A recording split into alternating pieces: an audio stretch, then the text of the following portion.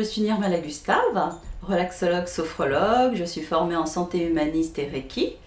Je suis auteure de Bébé Lumière, c'est un livre et un CD de relaxation guidée pour les femmes enceintes. Et puis co-auteure de Rendez-vous végétal, qui est un CD de relaxation guidée par les plantes. Ces deux œuvres aux éditions Le Souffle d'Or.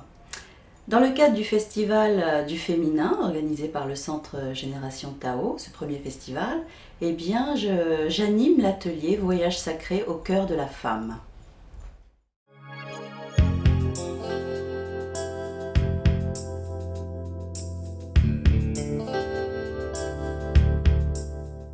Cet atelier prend ses sources dans un rituel typiquement traditionnel indien. Je suis d'une double culture, donc indienne, et également française, de Pondichéry, ancien comptoir français de l'Inde. Et donc cet atelier est en deux parties. Une partie qui est un rituel. Le rituel a pour fonction symbolique de quitter quelque chose d'ancien et d'entrer dans un état neuf. Donc là, c'est quelle femme nous avons envie d'être.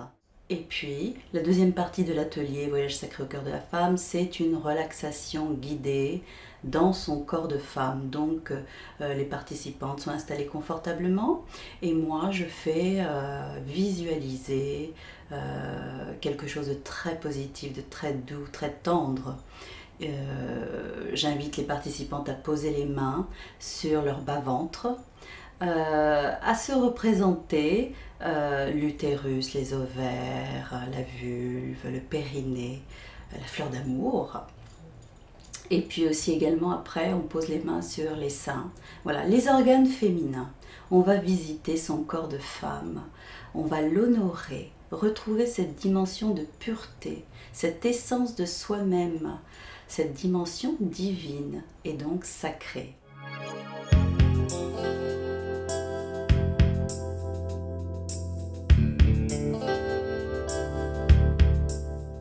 C'est important de se reconnecter avec cette dimension sacrée. On est dans une vie moderne, on court beaucoup, on est dans une société de compétitivité, que ce soit en Orient ou en Occident, on voit, on est toujours en train de courir, courir, courir. C'est important de se poser et d'aller vraiment à la rencontre de soi-même, de cette dimension de pureté, cette dimension divine. C'est important aussi d'offrir ce rituel pour soi-même et pour les autres femmes, de poser un acte symbolique. On en manque en Occident ou même dans les vies très modernes en Orient, on en manque aussi. Donc les femmes ont besoin de cela et on l'a vu par exemple avec le Centre Génération Tao, on a organisé un cercle de femmes au mois de juin. Les femmes étaient très désireuses de se rencontrer les unes les autres, de se connaître, mais aussi de pouvoir verbaliser. Elles étaient très pudiques et ça nous a beaucoup étonnés. Ça manque, ces grands rassemblements de femmes, de poser quelque chose de symbolique, c'est très important.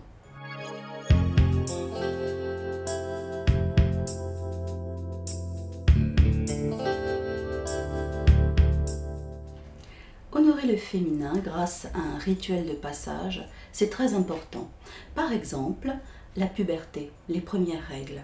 Il n'y a rien en Occident, ça fait un grand vide.